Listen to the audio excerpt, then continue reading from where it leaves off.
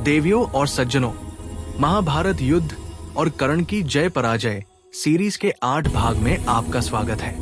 मैंने पहले भाग में कहानी की भूमिका आपको बता दी है, इसलिए उसे मैं दोहराऊंगा नहीं।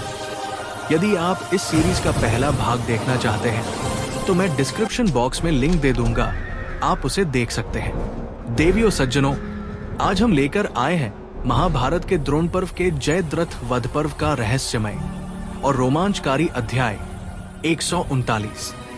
कथा सीरीज का भाग 8। आप गीता प्रेस के महाभारत को पढ़े, जो उसमें लिखा है वही मैं आपको बता रहा हूं। मैंने अध्याय की संख्या को बता दिया है, अतः आप उसे जरूर पढ़ें और तब विश्वास करें। देवियों और सज्जनों, आज हम सुनने जा रहे हैं महाभारत जयद्रथ वध पर्व के अध्याय 139 का वो अमर प्रसंग, जहां रणभूमि में आमने सामने हुए दो महाबली, वायुपुत्र भीमसेन और सूर्यपुत्र कर्ण। ये केवल युद्ध नहीं था, ये था अहंकार, प्रतिज्ञा और धर्म का महासंग्राम। संजय बोले, महाराज धृतराष्ट्र, जब रणभूमि में कर्ण और भीम आमने सामने हुए तब पूरी पृथ्वी कांप उठी। कर्ण ने 3 तीखे बाण छोड़े। भीम के भुजाओं में वे बाण ऐसे धंसे जैसे विषधर सर्प, पर भीम तनिक भी नहीं डगमगाए। उन्होंने प्रत्युत्तर में बाण चलाया जो सीधा कर्ण के कान में लगा। उसके साथ ही कर्ण का सुनहरा कुंडल टूटकर धरती पर गिर पड़ा। चारों ओर चमकती धूल, रक्त और सूर्य किरणें मिलकर मानो अग्नि वर्षा कर रही थी। भीम हंसे और बोले, देख कर्ण, ये तेरे सुनहरे कवच अब तेरी रक्षा नहीं कर पाएंगे। भीम ने फिर 10 बाण छोड़े। हर बाण कर्ण के शरीर में धंस गया। कर्ण रथ का सहारा लेकर खड़ा हुआ और फिर 100 बाणों की झड़ी छोड़ दी। आकाश बाणों से भर गया था, जैसे सूर्य की किरणें सोने के बाणों में बदल गई हों। कर्ण का धनुष अग्निचक्रसा घूम रहा था। भीम उस वर्षा में अचल खड़े थे, जैसे पर्वत वर्षा की बूंदों को सहता है। उन्होंने प्रत्युत्तर में बाणों की सुनहरी माला सी रच दी। दोनों के बाण टकराकर अग्नि की चिंगारियां बिखेर रहे थे। आकाश और दिशाएं सब ढक गए थे। कर्ण ने भीम का धनुष काटा। भीम ने दूसरा उठाया। कर्ण ने वह भी काटा। भीम ने तीसरा, फिर चौथा।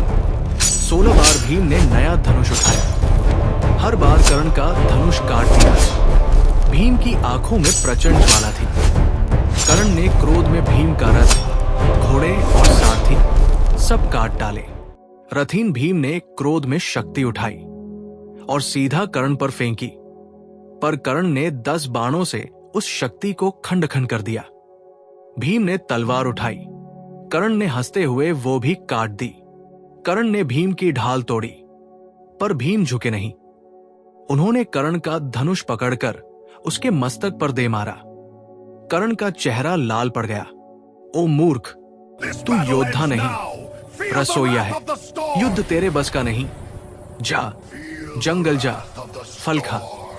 अरे दुष्ट कर्ण, तू अपनी बड़ाई खुद गाता है। सुन, मैंने तुझे बार बार रणभूमि में हराया है। ऐसा कौन है जो मुझसे भिड़कर हारा ना हो? कीचक, बकासुर, दुर्योधन के सब भाई सब मेरी गदा के नीचे धूल चाट चुके हैं। यदि तू सच्चा वीर है तो आ, मल्ल युद्ध कर।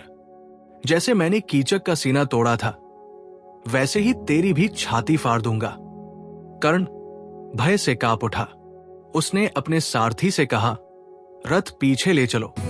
भीम गरजे, भाग मत कर्ण, रणभूमि छोड़ना कायरता है। तभी श्री कृष्ण ने अर्जुन को संकेत किया।